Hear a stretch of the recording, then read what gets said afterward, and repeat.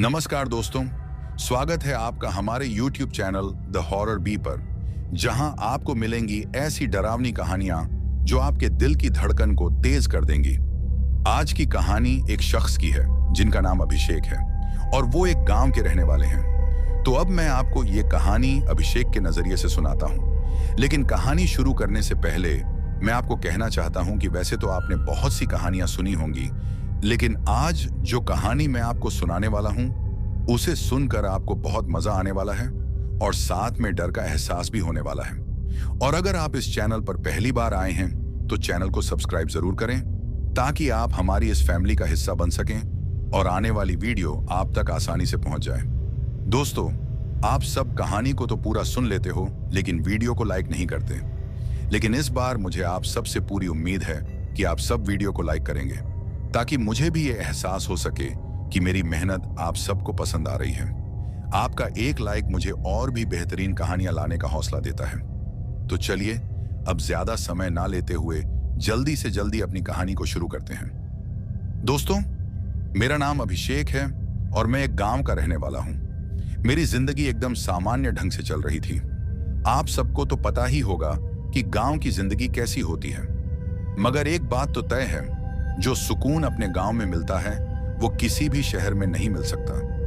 भीड़ भाड़ और भाग दौड़ वाली जिंदगी से दूर अपने गांव में जीने का जो आनंद है वो कहीं और मुमकिन नहीं। आप में से भी बहुत से लोग आज शहरों में काम कर रहे होंगे, लेकिन जब कभी भी आप अपने गांव लौटते हैं उस वक्त जो सुकून मिलता है वो शब्दों में बयान नहीं किया जा सकता। खैर, मैं एक मिडिल क्लास परिवार से ताल्लुक रखता हूं। मेरे पापा एक सरकारी दफ्तर में क्लर्क थे। अब वो वहां से रिटायर हो चुके हैं। मैंने अपनी स्कूल की पढ़ाई गांव से थोड़ी दूर एक सरकारी स्कूल से की थी। मैं हमेशा अपने काम से काम रखता था।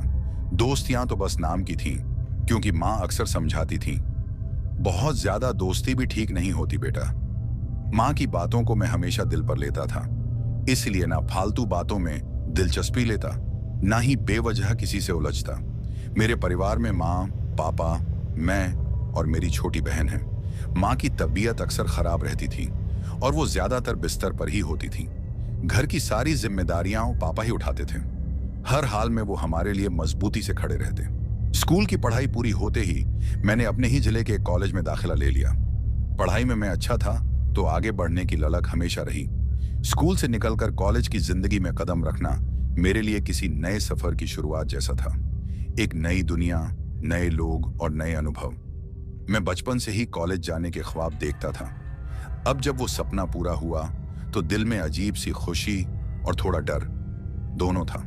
लेकिन हाँ, ये एक ऐसा अनुभव था जो मेरी जिंदगी की रफ्तार को एक नए मोड़ पर ले जाने वाला था।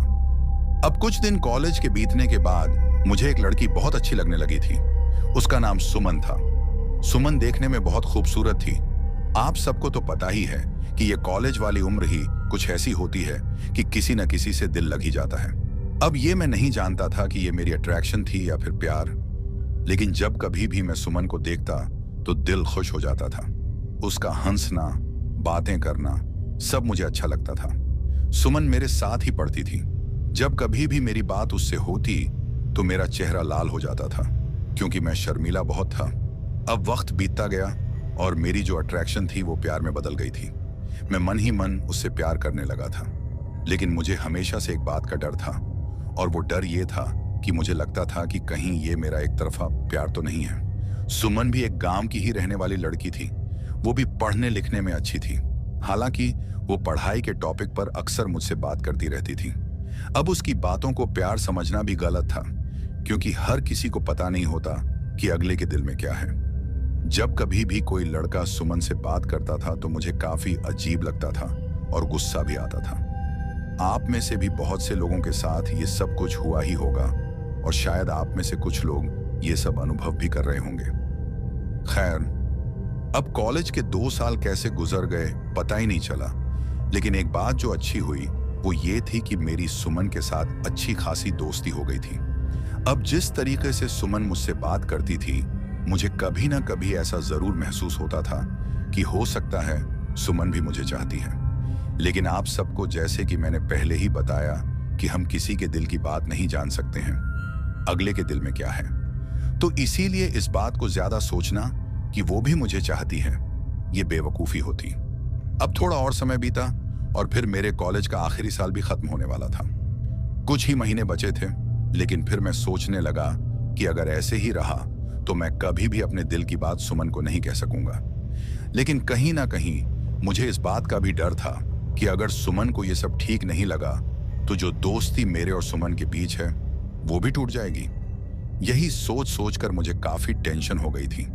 मैं हर वक्त सोचता रहता था कि अपने दिल की बात सुमन से कहूं या नहीं। अब थोड़ा और समय बीता और फिर मेरी बेचैनी और बढ़ती गई, क्योंकि जैसे जैसे दिन निकल रहे थे मैं सुमन को खुद से दूर होता देख रहा था। लेकिन फिर एक दिन मैंने खुद को समझा ही लिया कि अगर आज अपने दिल की बात मैंने सुमन से नहीं कही तो फिर मैं हमेशा के लिए उसे खो दूंगा। और मैं ये भी सोच रहा था कि अगर सुमन को मुझसे प्यार नहीं भी होगा तो भी कोई बात नहीं, क्योंकि मुझे इस बात की तो तसल्ली होगी कि मैंने अपने दिल की बात बोल दी है। अब इस तरीके से खुद को हिम्मत देकर एक दिन मैंने सुमन से अपने दिल की बात बोल ही दी। मैंने सुमन से कहा कि सुमन, मैं तुम्हें बहुत प्यार करता हूं। मैंने काफी कोशिश भी की कि तुमसे अपने दिल की बात कहूं, लेकिन हर बार मेरी हिम्मत नहीं होती थी, क्योंकि मुझे लगता था कि कहीं तुम्हें बुरा ना लग जाए। अब जैसे जैसे ये साल बीत रहा है मैं तुम्हें खुद से दूर जाता देख रहा था, इसीलिए आज मैंने तुमसे अपने दिल की बात कह दी है। अब तुम्हें बुरा लगे या अच्छा, इस बात से मुझे कोई फर्क नहीं पड़ता। सुमन मेरी बातों को काफी ध्यान से सुन रही थी। उसके बाद मैं सुमन से यह भी कहता हूं, जो मेरे दिल में था मैंने तुमसे कह दिया है। अगर मेरी बातों का बुरा लगा हो तो मुझे माफ कर देना। अब मेरी ये बातें सुनकर सुमन अभी भी शांत थी।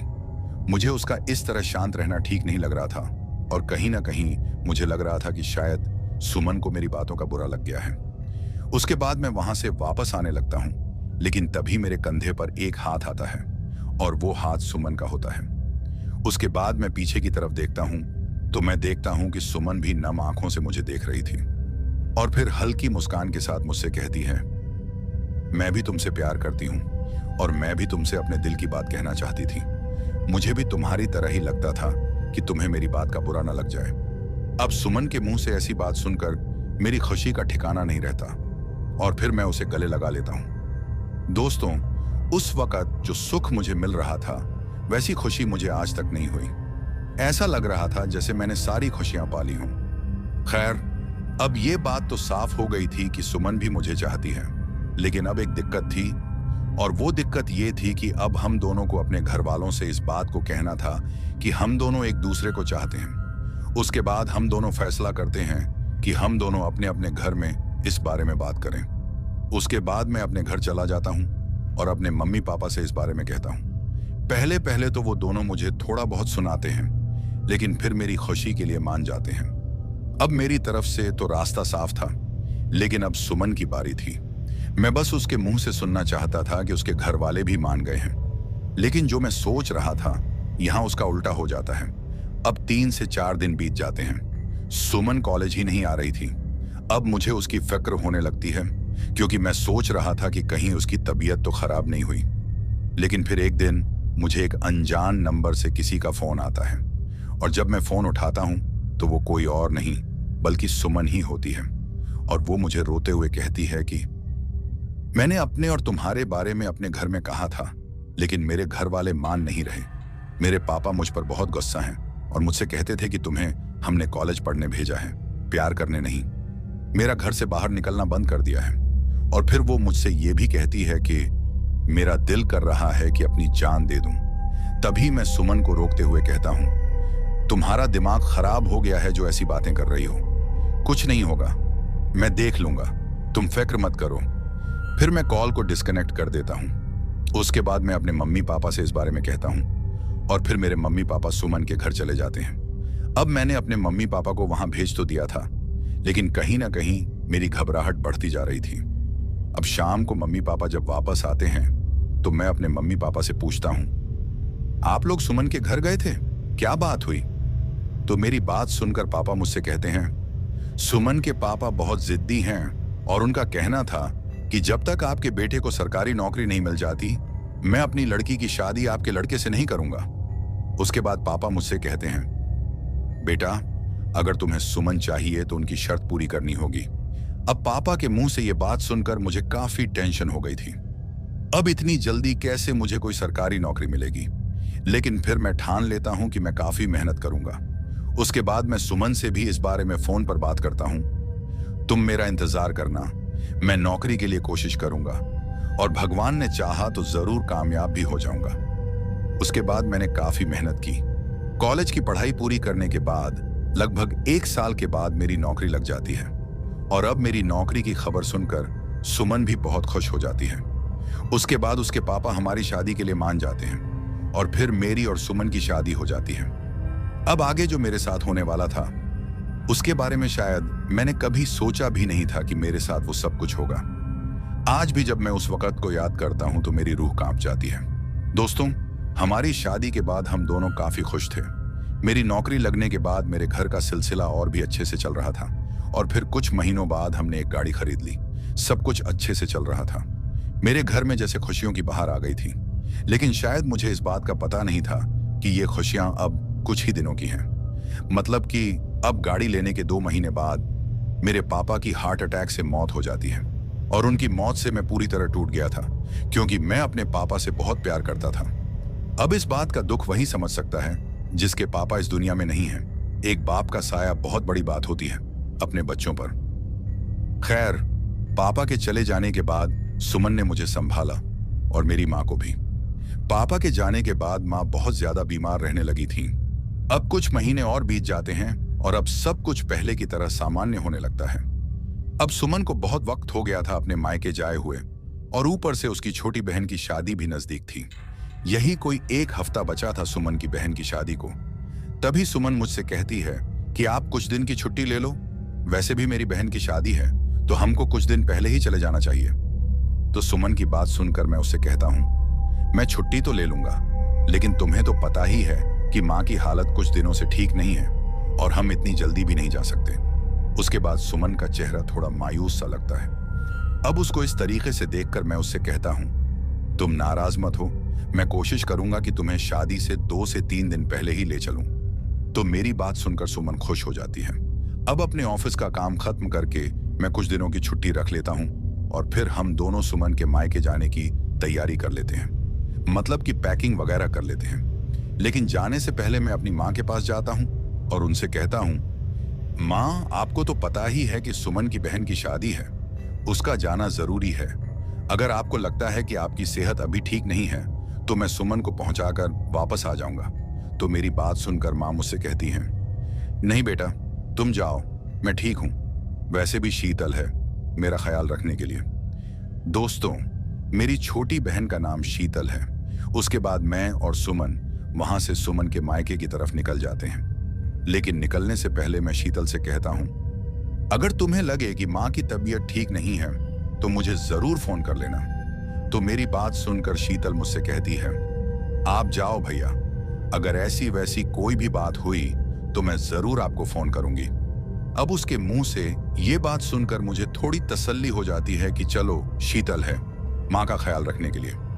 उसके बाद मैं और सुमन घर से सुमन के मायके की तरफ निकल जाते हैं। सुमन का जो मायका था वो एक पहाड़ी नुमा इलाके में था और वहां तक पहुंचने में हमें लगभग 2 से 3 घंटे का सफर करना था, क्योंकि वहां जो सड़क थी वो सड़क कच्ची थी और उस तरफ की जो सड़क थी वो जंगल नुमा इलाके से गुजरती थी।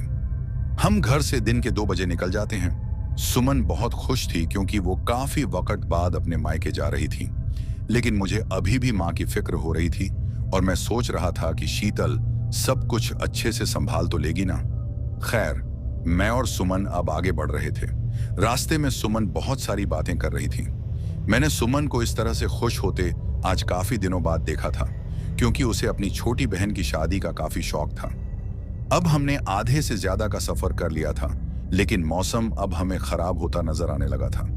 ऐसा लग रहा था जैसे अब कुछ ही देर बाद बारिश लगनी शुरू हो जाएगी, और अगर रास्ते में बारिश लगी तो ये हमारे लिए ठीक नहीं होगा, क्योंकि रास्ता कच्चा था और उस सड़क की जो मिट्टी थी वो देखने में चिकनी लग रही थी।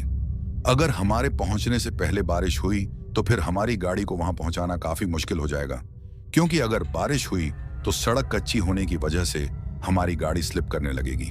खैर, अब इस बात को ध्यान में रखते हुए मैं गाड़ी को थोड़ा तेज कर लेता हूं ताकि सफर जल्दी से कट जाए।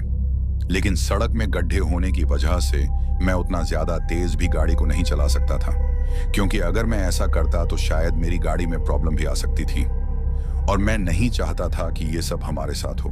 अब कुछ देर वैसे ही चलने के बाद हम सुमन के गांव के काफी करीब आ जाते हैं और जैसे ही हम वहां पहुंचने वाले होते हैं बारिश शुरू हो जाती है। हमारे देखते ही देखते काफी तेज बारिश आ जाती है।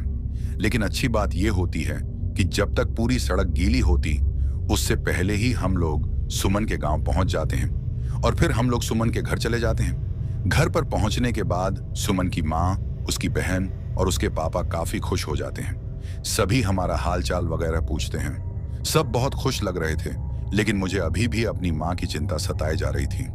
पहुंचने के बाद मैंने शीतल को फोन भी किया और शीतल ने मुझे बताया कि माँ बिल्कुल ठीक है। शीतल की बात सुनकर मेरी थोड़ी टेंशन कम हो जाती है। अब वो वाला दिन तो गुजर जाता है। हम लोग सुमन की बहन की शादी के 3 दिन पहले ही गए थे। अब अगले दिन मेरे जो ससुर हैं वो किसी काम से दूसरे गांव में शादी का न्योता देने चले जाते हैं। उस दिन भी मौसम ज्यादा खराब लग रहा था। अब मेरे देखते देखते वो दिन भी ढल जाता है। शाम हो गई थी और मेरा मन काफी बेचैन हो रहा था। अब जो बेचैनी उस वक्त मेरे मन में चल रही थी, आज से पहले मैंने कभी भी वैसा अनुभव नहीं किया था। मैं सच बताऊं तो मैं एक जगह पर टिक ही नहीं पा रहा था। मुझे इस तरीके से बेचैन देख मेरी पत्नी सुमन मेरे पास आती है और मुझसे कहती है कि आप कुछ परेशान से लग रहे हो। तो उसकी बात सुनकर मैं उससे कहता हूं कि नहीं, ऐसी कोई बात नहीं, बस ऐसे ही। तभी सुमन मुझसे कहती है कि मुझे पता है आपको माँ की फिक्र हो रही होगी, लेकिन परेशानी वाली कोई बात नहीं है। मैंने शीतल से माँ का हालचाल पूछा था, वो ठीक है। अभी सुमन मुझसे ये बात कर ही रही थी कि तभी मुझे किसी का फोन आता है और जब मैं मोबाइल को जेब से निकाल कर देखता हूं तो जो फोन मुझे आया था वो शीतल का होता है। अब शीतल को इस तरीके से फोन करता, मैं बिना वक्त गंवाए फोन उठाता हूं और शीतल से कहता हूं कि बोलो शीतल, माँ कैसी है, ठीक तो है ना? तो मेरी बात सुनकर शीतल काफी ज्यादा तो घबराई हुई और रोती हुई मुझे सुनाई देती है। अब उसको इस तरीके से रोता देख मैं शीतल से कहता हूं कि सब कुछ ठीक तो है ना, तुम रो क्यों रही हो? तो मेरी बात सुनकर शीतल मुझसे कहती है कि भैया, माँ की तबीयत काफी ज्यादा खराब हो गई है, वो बात भी नहीं कर रही। चाचा जी और गांव के कुछ लोग उनको उठाकर हॉस्पिटल ले जा रहे हैं। मुझे काफी डर लग रहा है भैया कि माँ को कुछ हो ना जाए। अब शीतल की ये बात सुनकर मैं काफी ज्यादा डर जाता हूँ और शीतल से कहता हूँ कि तुम फिक्र मत करो, तुम माँ के साथ रहो, मैं अभी यहाँ से निकलता हूँ और जल्दी ही हॉस्पिटल के लिए आ जाऊंगा। और फिर मैं फोन काट देता हूँ। उसके बाद मैं अपनी सासू माँ और सुमन से कहता हूँ कि मुझे निकलना होगा, माँ की तबीयत ठीक नहीं है। अब मेरी बात सुनकर वो भी परेशान हो जाते हैं और सुमन मुझसे कहती है कि मैं भी आपके साथ चलती हूँ। तो सुमन की बात सुनकर मैं उसे मना कर देता हूँ और उसे कहता हूँ कि तुम यहीं रहो, मेरी फिक्र मत करो, अगर कुछ ज्यादा ही परेशानी हुई तो फिर तुम्हें भी बुला लूंगा। मेरी बात सुनकर सुमन काफी परेशान हो जाती है और मेरी सासू माँ मुझसे कहती है कि इतनी रात को तुम्हारा यहाँ से जाना ठीक नहीं रहेगा, तुम कुछ देर रुक जाओ, तुम्हारे ससुर जी भी आने वाले होंगे और जैसे ही वो आ जाएंगे उनको भी साथ लेकर चले जाना। अब सासू माँ की बात सुनकर मैं उनसे कहता हूँ कि इतना वक्त नहीं है मेरे पास, वैसे भी ससुर जी को काफी वक्त लगने वाला है आने में। हालांकि मैंने ससुर जी को फोन भी किया था, लेकिन उनका मोबाइल ऑफ आ रहा था। मेरी बीवी सुमन और मेरी सासू माँ को मेरी काफी फिक्र हो रही थी, क्योंकि इतनी रात को वहां से निकलता देख उन्हें अच्छा नहीं लग रहा था। उसके बाद मेरी सासू माँ मुझसे कहती है कि कुछ देर रुक जाओ बेटा, तुम्हारा यहाँ से अकेले निकलना ठीक नहीं है, वैसे भी ये सड़क रात के वक्त ठीक नहीं है और ऊपर से मौसम भी काफी ज्यादा खराब है। मेरी सासू माँ मुझे काफी रोकने की कोशिश कर रही थी, वो नहीं चाहती थी कि मैं अकेला जाऊं। अब जब मैं उनकी बात सुनने को बिल्कुल भी तैयार नहीं होता तो मेरी सासू माँ मुझसे कहती हैं कि बेटा, अगर तुम इतनी जिद कर ही रहे हो जाने की तो एक बात याद रखना, रास्ते में किसी को भी लिफ्ट मत देना, भूल कर भी गाड़ी रास्ते में मत रोकना, क्योंकि ये रास्ता ठीक नहीं है। अब सासू माँ की ऐसी बात सुनकर मुझे थोड़ा अजीब लगता है और फिर मैं उनसे कहता हूँ कि ठीक है सासू माँ, मैं किसी को भी लिफ्ट नहीं दूंगा और ना ही गाड़ी को रोकूंगा। उसके बाद मैं वहां से निकल जाता हूँ। अब जब मैं वहां से निकला था तो रात होनी शुरू हो गई थी, लेकिन मैं ज्यादा ना सोचकर सीधा अपनी गाड़ी को वहां से निकालकर आगे की तरफ बढ़ जाता हूँ। सब कुछ सामान्य लग रहा था। अब मेरे देखते देखते अंधेरा पूरी तरह पसर जाता है और फिर काली घनी रात हो जाती है। मौसम खराब होने की वजह से हल्की फुल्की बूंदाबांदी भी शुरू हो जाती है। अब बारिश की बूंदों को कार के शीशे पर पड़ता देख मैं गाड़ी थोड़ी तेज कर लेता हूँ और सोचता हूँ कि जब तक ये बारिश पूरे तरीके से शुरू हो उससे पहले ही मैं इस सड़क को पार कर लूं। लेकिन कभी कभी जो हम सोचते हैं वो होता नहीं है। शायद मैं इस बात को नहीं जानता था कि जिस सड़क को मैं जल्दी से पार करने के बारे में सोच रहा था वो इतनी आसानी से तो पार होने वाली नहीं है, क्योंकि अब जो मेरे साथ होने वाला था उस बात से मैं बिल्कुल अनजान था। मैं ये नहीं जानता था कि अब कुछ ही देर में मेरा किसी ऐसी चीज से सामना होने वाला है जिसकी शायद मैंने कभी कल्पना भी नहीं की थी। खैर, अब मैं काफी तेज गाड़ी चला रहा था। अब कुछ देर तक तो सब ठीक रहता है, लेकिन फिर तभी मुझे कुछ दिखता है और मुझे जो दिखता है वो ये था कि मेरी गाड़ी की जो हेडलाइट्स थीं वो काफी दूर तक पड़ रही थी और जितनी दूर उन हेडलाइट्स की रोशनी पहुंच रही थी मुझे कोई चलता हुआ नजर आ रहा था, मतलब कि जैसे कोई आदमी चल रहा हो। अब जैसे जैसे मैं करीब आने लगता हूं तो मैं देखता हूं कि जिसको मैं आदमी समझ रहा था वो आदमी नहीं बल्कि एक औरत थी। थोड़ा और करीब जब मैं पहुंचता हूं तो मैं देखता हूं कि उसको देखकर ऐसा लग रहा था जैसे कोई बुढ़िया औरत सड़क के साइड की तरफ चल रही हो। उस बुढ़िया औरत के हाथ में एक लंबी छड़ी थी जिसको पकड़कर वो चल रही थी। उसकी वेशभूषा के बारे में बताऊं तो वो देखने में काफी लंबी लग रही थी। कमर झुकी हुई, लाल रंग की पोशाक पहनी हुई थी और सफेद लंबे बाल पीठ पर बिखरे हुए नजर आ रहे थे। अब उसको इस तरीके से उस सुनसान सड़क पर जंगल के बीचों बीच चलते देख मुझे काफी अजीब लगता है और मैं सोचता हूं कि इस वक्त ये बुढ़िया इतनी रात को कहां जा रही होगी। मुझे वो बुढ़िया पीछे की तरफ से ही नजर आ रही थी। उसका चेहरा मैं देख नहीं पा रहा था। हालांकि मेरी कार की हेडलाइट्स की रोशनी उस पर पड़ रही थी, लेकिन अजीब बात यह थी कि रोशनी देखकर भी वो बुढ़िया चलती ही जा रही थी। उसने एक बार भी पीछे मुड़कर नहीं देखा कि पीछे से कोई गाड़ी आ रही है। खैर, मुझे इस बात से कोई मतलब नहीं होता और मैं उस बुढ़िया को क्रॉस करके आगे की तरफ बढ़ जाता हूं। अब थोड़ी दूर और आगे चलने के बाद बारिश तेज हो जाती है। अब जैसे जैसे मैं आगे की तरफ बढ़ रहा था बारिश काफी तेज होती जा रही थी। मेरी गाड़ी के वाइपर पानी को हटा रहे थे। इतने खराब मौसम में उस कच्ची सड़क पर गाड़ी चलाना रिस्क था, लेकिन मुझे इस बात की कोई भी परवाह नहीं थी। मैं सिर्फ यही सोच रहा था कि जितनी जल्दी हो सके अस्पताल पहुंच जाऊं। अब थोड़ी दूर और आगे जाने के बाद जो मैं देखता हूं उसे देखकर मुझे काफी अजीब लगता है और कहीं ना कहीं थोड़ा सा डर भी लग रहा था। दोस्तों, मैं देखता हूं कि जो बुढ़िया मैंने अभी कुछ देर पहले पीछे देखी थी और जिस बुढ़िया से मैं आगे निकल गया था, अब वही बुढ़िया मुझे फिर से दिखाई देती है, बिल्कुल वैसे ही जैसे अभी कुछ देर पहले मैंने उसे देखा था। वो अभी भी सड़क के किनारे किनारे चल रही थी, वैसे ही हाथ में एक लंबी छड़ी पकड़े हुए, कमर को झुकाए हुए और इस बार भी बिल्कुल पीछे देखे बिना आगे की तरफ चलती हुई जा रही थी। अब उसको इस तरीके से दूसरी बार अपने सामने देखते हुए पहले तो मैं सोचता हूं कि कहीं ये मेरा वहम तो नहीं, क्योंकि इतनी जल्दी ये बुढ़िया मेरी कार से आगे कैसे निकल गई। मैं काफी ज्यादा हैरान था उस बुढ़िया को देखकर। मुझे यकीन ही नहीं हो रहा था कि आखिर ये बुढ़िया मुझसे आगे कैसे निकल गई।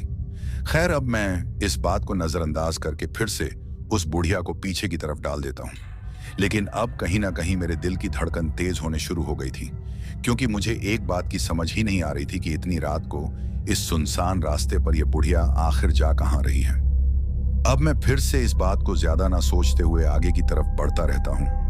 बारिश अभी भी काफी तेज हो रही थी और अब बारिश की वजह से मेरी कार थोड़ी थोड़ी स्लिप भी हो रही थी। मैं काफी एहतियात से गाड़ी चला रहा था। अब थोड़ा और आगे चलने के बाद मुझे फिर से वही बुढ़िया नजर आती है और इस बार जब वो बुढ़िया मुझे नजर आती है तो मैं काफी ज्यादा डर जाता हूं और मेरी हालत खराब हो जाती है, क्योंकि अब मैं समझ चुका था कि जो मेरे साथ हो रहा है ये सब नॉर्मल नहीं है। तभी मुझे अपनी सासू माँ की बात याद आती है। उन्होंने मुझसे कहा था कि गलती से भी गाड़ी मत रोकना, किसी को लिफ्ट मत देना। अब सासू माँ की बात को ध्यान में रखते हुए मैं सोचता हूँ कि सासू माँ बिल्कुल सही बोल रही थी, ये रास्ता सच में ठीक नहीं है। अभी मैं ये सब सोच ही रहा था कि इस बार वो बुढ़िया रुक जाती है। अब उसको इस तरीके से रुकता देख मेरी हालत खराब हो जाती है। मैं अपनी गाड़ी को थोड़ा आराम से उस सड़क से निकाल रहा था, क्योंकि कच्ची सड़क पर स्लिप होने के कारण मैं गाड़ी को तेज नहीं कर सकता था। अगर मैं ऐसा करता तो मेरी गाड़ी खाई में भी जा सकती थी। अब जैसे ही मैं उस बुढ़िया के करीब पहुंचता हूं, तभी वो बुढ़िया अपना एक हाथ सामने की तरफ करती है और फिर उस हाथ को हिलाने लगती है। अब उसका इस तरीके से हाथ निकालकर हिलाने से मैं ये तो समझ गया था कि ये बुढ़िया मुझसे लिफ्ट मांग रही है, लेकिन तभी मुझे अपनी सासू माँ की बात फिर से याद आई कि रास्ते में किसी को भी लिफ्ट मत देना। तो उस बात को ध्यान में रखते हुए मैं उस बुढ़िया के आगे से निकल जाता हूँ, मतलब कि मैं उस बुढ़िया को लिफ्ट नहीं देता। अब जब मैं उस बुढ़िया से आगे निकलता हूँ तो मैं अपनी गाड़ी को थोड़ा तेज भगाने की कोशिश करता हूँ, लेकिन ज्यादा तेज गाड़ी चलाने की वजह से मेरी गाड़ी काफी स्लिप मार रही थी, क्योंकि बारिश अभी भी हो रही थी और काफी तेज हो रही थी। अब जैसे जैसे मैं आगे बढ़ रहा था, मेरे माथे से पसीना निकल रहा था, क्योंकि मुझे ऐसा लग रहा था जैसे वो बुढ़िया फिर से मुझे आगे दिखने वाली है और इस बार शायद वो मुझे नहीं छोड़ेगी। लेकिन फिर मैं खुद से कहता हूं कि कुछ भी करना अभिषेक, गाड़ी मत रोकना, क्योंकि जब तक तू गाड़ी में है वो बुढ़िया तेरा कुछ भी नहीं बिगाड़ सकती। अब मैं यही सब सोच रहा था, लेकिन शायद मैं गलत था। अब थोड़ी दूर और आगे चलने के बाद मुझे काफी ज्यादा ठंड लगती है, क्योंकि गाड़ी के अंदर का तापमान एकदम से गिर गया था। ऐसा लग रहा था जैसे किसी ने मेरी गाड़ी के अंदर बर्फ की सिल्लियां रख दी हूं। खैर, मैं इस बात को ज्यादा ना सोचकर आगे की तरफ कार को बढ़ाता रहता हूं, लेकिन फिर तभी मुझे किसी के हंसने की आवाज सुनाई देती है और वो हंसी मुझे अपनी कार के अंदर से ही आ रही थी। वो हंसी काफी अजीब और डरावनी थी। अब इस तरीके से उस हंसी को सुनकर मैं अपनी कार के रियर मिरर में देखता हूं, और जैसे ही मैं अपने कार के रियर व्यू मिरर में देखता हूं तो जो मैं देखता हूं उसे देखकर मेरी हालत खराब हो जाती है और मेरा पूरा जिस्म थर थर कांपने लग जाता है। वो नजारा इतना भयानक था कि उसको शब्दों में पिरोना काफी मुश्किल था। मेरा पूरा जिस्म पसीने से भर गया था। दोस्तों, अब आप लोग ये सोच रहे होंगे कि ऐसा मैंने क्या देख लिया है, और आप में से कुछ लोगों ने ये गेस भी कर लिया होगा कि मैंने क्या देखा होगा, लेकिन फिर भी आपको बताता चलूं कि मैंने क्या देखा था। दोस्तों, मैं जैसे ही उस हंसी की आवाज सुनता हूं तो मुझे लगता है कि वो हंसी मेरी कार के अंदर से ही आ रही है। ऐसा लग रहा था जैसे मेरी कार के पीछे से वो हंसी की आवाज आ रही है।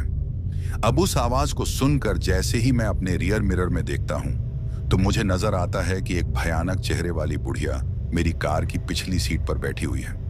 उसको इस तरीके से अपने पीछे बैठे देख मेरी तो सिट्टी पिट्टी गायब हो गई थी। उसका चेहरा इतना भयानक था कि अगर कोई भी उसे देख ले तो शायद हार्ट अटैक से मर जाए। इतना भयानक चेहरा मैंने अपनी जिंदगी में पहली बार देखा था। दोस्तों, उसका पूरा चेहरा झुर्रियों से भरा हुआ था। चेहरे की चमड़ी फटी हुई नजर आ रही थी।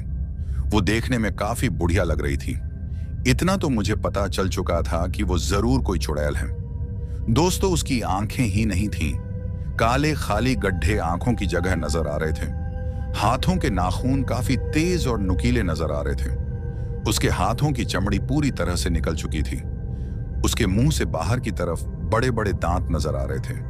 उसके लंबे सफेद बाल काफी अजीब और उलझे हुए नजर आ रहे थे। होंठ बिल्कुल सूखे और कटे फटे हुए नजर आ रहे थे। वो चुड़ैल पीछे की तरफ बैठकर काफी अजीब तरीके से मुस्कुरा रही थी। अब उसको इस तरीके से मुस्कुराते देख और उसका इतना भयानक चेहरा देखकर मेरे मुंह से आवाज ही गायब हो गई थी। मैं चीखना तो चाहता था, लेकिन डर के मारे मेरी खिक ही बंद गई थी। मेरे हाथ पैरों ने काम करना बंद कर दिया था।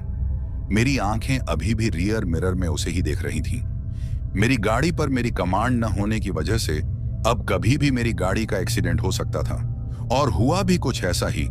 अचानक से एक जोरदार झटका लगता है। वो झटका मेरी गाड़ी को लगा हुआ था, मतलब कि मेरी जो गाड़ी थी वो सामने की तरफ एक बड़े पत्थर के साथ टकरा जाती है और फिर सड़क के साथ में एक नाली में गिर जाती है। वो झटका काफी ज्यादा जोरदार था, जिसकी वजह से मेरी कार के सामने की तरफ और साइड की तरफ वाले शीशे टूट गए थे और मुझे भी काफी ज्यादा चोट लग गई थी। लेकिन फिर भी मैं थोड़ी हिम्मत करके कार से बाहर की तरफ आ जाता हूँ। अभी भी मैं होश में था, हालांकि मेरे सिर से थोड़ा बहुत खून बह रहा था और मेरी बाजू में काफी ज्यादा चोट लगी हुई थी। थोड़ी बहुत चोट मेरी टांग में भी आई हुई थी, लेकिन उस वक्त मुझे अपने आप को बचाने की पड़ी हुई थी। और आप सबको तो पता ही है कि इंसान अपनी जान को बचाने के लिए कुछ भी कर सकता है। अब मैं भी अपनी चोट ना देखकर खुद को बचाने की कोशिश कर रहा था। मैं सड़क के बीचों बीच दौड़ रहा था। अभी मैं थोड़ा आगे की तरफ दौड़ ही रहा था कि तभी मुझे वही बुढ़िया सड़क के सामने की तरफ फिर से दिखती है। अब उसको उस तरीके से देखकर मुझे एक बात का एहसास तो हो गया था कि आज ये रात मेरी जिंदगी की आखिरी रात होने वाली है। लेकिन जैसे कि मैंने आपको बताया कि अपनी जान बचाने की कोशिश तो हम कर ही सकते हैं, और मैं भी कुछ ऐसा ही कर रहा था। मैं उस सड़क से आगे न बढ़कर सड़क के नीचे की तरफ कूद जाता हूं। अब सड़क से नीचे की तरफ एक ढलान थी और ऊपर से बारिश भी काफी तेज लगी हुई थी। अब जैसे ही मैं उस ढलान की तरफ कूदा, मैं काफी तेजी से गिरता हुआ नीचे की तरफ पड़ रहा था, और फिर थोड़ा नीचे की तरफ गिरने के बाद मैं काफी दूर तक पहुंच जाता हूं। मुझे अंधेरे में कुछ भी दिखाई नहीं दे रहा था, बस मैं उस अंधेरे में नीचे की तरफ भागता जा रहा था। मुझे अभी भी वो भयानक हंसी सुनाई दे रही थी, लेकिन मैं उस हंसी पर ज्यादा ध्यान न देकर नीचे की तरफ भागता जा रहा था। अब कुछ देर भागने के बाद मुझे नीचे की तरफ एक गांव नजर आता है, और जैसे ही मुझे वो गांव नजर आता है, मुझे अपने जीने की एक आस नजर आती है। मैं गिरते संभलते किसी तरीके से उस गांव में पहुंच जाता हूं। उसके बाद मैं उस गांव के जो घर थे उनके दरवाजों को खटखटाता हूं, लेकिन कोई भी दरवाजा नहीं खोल रहा था। अब थक हार कर मुझे उस गांव का एक मंदिर दिखता है, तो मैं उस मंदिर के अंदर चला जाता हूं और फिर पूरी रात मैं उस मंदिर के अंदर बिताता हूं। वो पूरी रात मैंने डर के साए में काटी थी, लेकिन अच्छी बात यह रही कि उस मंदिर के अंदर जाने के बाद मुझे ना तो वो हंसी सुनाई दी और ना वो बुढ़िया दिखाई दी। उसके बाद मैंने उस मंदिर में माथा टेका और भगवान का आशीर्वाद लिया। मैं बस भगवान से यही दुआ कर रहा था कि अगर आज आप ना होते तो शायद मेरी जिंदगी का अंत पक्का था। उसके बाद जब सुबह होती है तो गांव वाले अपने घरों से बाहर आते हैं और फिर मुझे मंदिर के पास बैठा देख मेरे पास आकर मुझसे पूछते हैं कि मैं कौन हूं और वहां कैसे आया। फिर मैं उन सबको अपने बारे में सब कुछ बता देता हूं कि कैसे कैसे मेरे साथ रात को वो सब कुछ हुआ, और फिर मैंने पूरी रात इस मंदिर में काटी। मेरी बात सुनकर उस गांव का एक आदमी मुझसे कहता है कि तुम्हारी किस्मत अच्छी थी जो तुम बच गए, और वो मुझसे ये भी कहता है कि जिस बुढ़िया की तुम बात कर रहे हो वो आज से 20 साल पहले मर चुकी है। कहते हैं कि वो एक डायन थी, और उसी सड़क के पीछे की तरफ एक शमशान घाट भी है जहां वो डायन रोज रात को जाकर कुछ साधना करती थी। लेकिन फिर एक दिन गांव वालों को उसकी लाश उस शमशान घाट पर मिली थी। तब से आज तक उस सड़क पर हमेशा रात के वक्त वो देखी जाती है, और जिस किसी का भी सामना उससे हुआ है वो आज तक नहीं बच पाया। तुम खुशकिस्मत वाले हो जो जिंदा बच गए हो। और वो आदमी ये भी कहता है कि रात के वक्त इस रास्ते पर कोई नहीं चलता, क्या तुम्हें किसी ने रोका नहीं? तो उस आदमी की बात सुनकर मुझे मेरी सासू माँ की बात याद आ रही थी। वो काफी मना कर रही थी मुझे अकेले जाने से, लेकिन मैंने ही जिद की थी इस रास्ते पर आने के लिए। लेकिन मेरी भी गलती नहीं थी दोस्तों, क्योंकि इंसान जो भी करता है मजबूरी में करता है, और मेरी माँ की तबीयत खराब थी तभी मैंने ये रिस्क लिया था। उस आदमी की बात सुनकर मैं काफी ज्यादा डर गया था। उसके बाद मैं ज्यादा देर ना करके अस्पताल पहुंच जाता हूं, लेकिन अच्छी बात यह थी कि मेरी माँ की तबीयत अब बिल्कुल ठीक थी। उसके बाद ये बात मेरी पत्नी सुमन को भी पता चलती है तो वो भी काफी ज्यादा डर जाती है।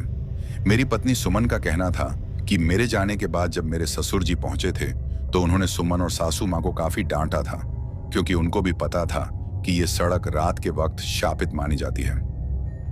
तो दोस्तों, कैसी लगी हमारी ये कहानी? अगर आपको ऐसी और भी कहानियां सुननी हैं तो हमारे चैनल को सब्सक्राइब करना बिल्कुल मत भूलिएगा। अब चलते हैं उन दोस्तों की ओर जिन्होंने हमारी पिछली कहानी पर कमेंट करके हमें अपना प्यार और समर्थन दिया। तो चलिए सबसे पहले उनका नाम लेते हैं। पहले हैं रमेश, कर्नाटक से। सिमरन है पंजाब से। नकुल पासवान है बिहार से। जैनब हैं बलोच से। प्रसेनजीत मानसी हैं बिष्णुपुर उत्तर दिनाजपुर से। सैयद मेहदी हैं सऊदी अरब से। सहनाज यास्मीन हैं शिवसागर असम से। शमीम हक्का हैं हुगली पश्चिम बंगाल से। प्रणव मंडल हैं नागाम असम से। कौशल हैं मथुरा उत्तर प्रदेश से। सुनील दाई हैं नेपाल से। प्रशांत यादव हैं अयोध्या से। तन्नू हैं ओडिशा से। तस्लीम हैं राजस्थान से। पीयूष बगमारे हैं नागपुर से। राबिन लामा हैं सऊदी अरब से। साजिद शाह हैं नागपुर से। आमिर खान हैं लखनऊ से। सुशांत बर्मन हैं कूच बिहार पश्चिम बंगाल से। संजय राय हैं तिनसुकिया असम से। सत्यम हैं मॉरिशस से। संदीप कुमार हैं उत्तर प्रदेश से। तौसीफ अहमद हैं आजमगढ़ से।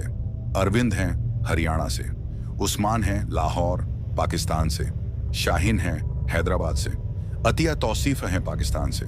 अनुज जैन हैं उत्तराखंड देहरादून से। निझौम हैं बक्सा से। प्रियांशु रंजन सिंह हैं ढेंकानाल ओडिशा से। अब्बास सैयद हैं सूरत गुजरात से। सोमवीर हैं अलीगढ़ से। वासिल उस्मानी हैं अफगानिस्तान से। आकेश बाबू हैं रायपुर छत्तीसगढ़ से।